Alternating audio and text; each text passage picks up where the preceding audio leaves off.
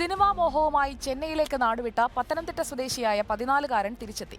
മകനെ കാണാനില്ലെന്ന് മാതാപിതാക്കൾ പോലീസിൽ പരാതി നൽകിയിരുന്നു. തിരിച്ചെത്തിയ വിദ്യാർത്ഥിക്ക് പറയാനുള്ളത് കൂടി കേട്ടിട്ട് വരാം.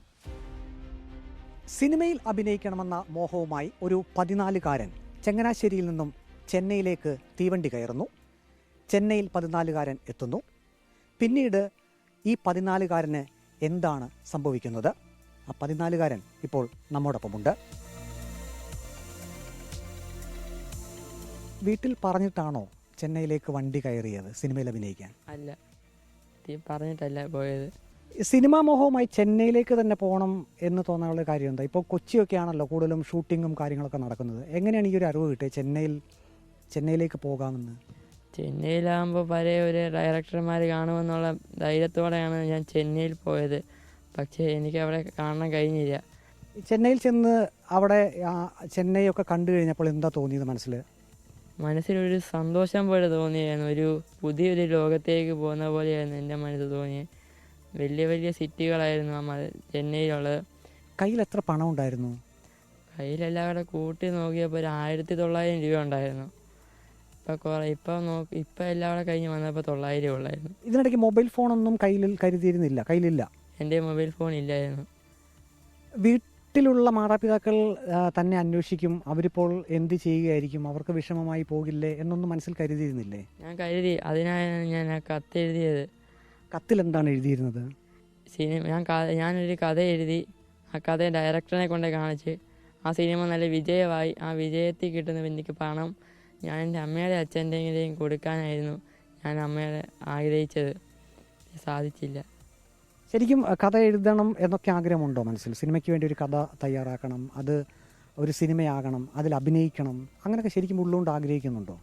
ഉണ്ടായിരുന്നു. പക്ഷേ ഇച്ചിരി കഴിഞ്ഞപ്പോഴായിരുന്നു ട്രെയിൻ കയറിയപ്പോഴായിരുന്നു ഇനിയും വേണ്ടെന്ന് വെച്ചേ. അത് കഴിഞ്ഞ് വീട്ടുകാരെയൊക്കെ, അതായത് തിരിച്ചു വന്ന മാതാപിതാക്കളെ കണ്ടപ്പോൾ എന്താണ് മനസ്സിൽ തോന്നിയത്? അവരോട് എന്ത് പറഞ്ഞു? ഞാൻ പറഞ്ഞ അമ്മയും അച്ഛക്കാരെ ഒന്നും പേടിക്കണം, ഞാൻ സുരക്ഷിതയായിരുന്നു ട്രെയിനിൽ ഇരുന്നത്. ഇനിയിപ്പോൾ എന്താ പരിപാടി? ഇനിയും സാറ് പറഞ്ഞു ഇനി നീ എങ്ങോട്ടും പോകണ്ട, വീട്ടിൽ ഇരുന്ന് കഥ എഴുതുക, എന്നിട്ട് എന്തെങ്കിലും ആവശ്യമുണ്ടെങ്കിൽ ഞങ്ങളെ ബന്ധപ്പെടുക എന്നൊക്കെ പറഞ്ഞു സാറ്. അഭിനയിക്കാനും താല്പര്യമുണ്ടല്ലേ? അഭിനയിക്കാൻ ചെറിയ മോഹമുള്ളൂ. എനിക്ക് കൂടുതലും മോഹം കഥ എഴുതാനാണ്. മനസ്സിൽ അത്രമാത്രം കഥകളുണ്ടോ? ഉണ്ടായിരുന്നു. പിന്നെ മറന്നു പോയപ്പോൾ ആകെയുള്ള ഒരു കഥയുള്ളൂ. അത് നേരെയാകുമെന്ന് പ്രതീക്ഷിച്ച് വന്നേ. ഇപ്പം ശരിയാകുമെന്ന് ഒരു ധൈര്യത്തോടെ നിൽക്കുന്നു ഞാൻ. ഇതിനൊരു അവസരം കിട്ടിയാൽ സംവിധായകരെയും അതുപോലെ നിർമ്മാതാക്കളെയും ഒക്കെ കണ്ട് തൻ്റെ മനസ്സിലുള്ള ആശയങ്ങൾ പറയും അല്ലേ? കഥയൊക്കെ പറയും. ആണ് ഞാൻ പറയും. സിനിമയെ ജീവന തുല്യം സ്നേഹിക്കുന്നു. ആദ്യം ജീവന തുല്യം സ്നേഹിക്കുന്നില്ലായിരുന്നു, പിന്നെ ആയെന്ന് സ്നേഹിക്കാൻ തോന്നിയത് കൊണ്ട് സ്നേഹിച്ചു പോയി. ഏതായാലും 14-കാരൻ വീട്ടിലേക്ക് തിരികെ വന്നിരിക്കുകയാണ്. സിനിമാ മോഹവുമായി ഒരു സുപ്രഭാതത്തിൽ വീട്ടിൽ നിന്നും ചെന്നൈയിലേക്ക് ട്രെയിൻ കയറിപ്പോകുന്നു. മാതാപിതാക്കൾ പരിഭ്രാന്തരാകുന്നു. എവിടേക്ക് പോയി എന്ന് ഒരു വിവരവും ലഭിക്കുന്നില്ല. ആകെയുള്ളത് ഒരു എഴുത്ത് മാത്രമാണ്. അതിൽ വ്യക്തമായി സൂചിപ്പിച്ചിട്ടുണ്ട് സിനിമാ മോഹവുമായാണ് താൻ ചെന്നൈയിലേക്ക് പോകുന്നതെന്ന്.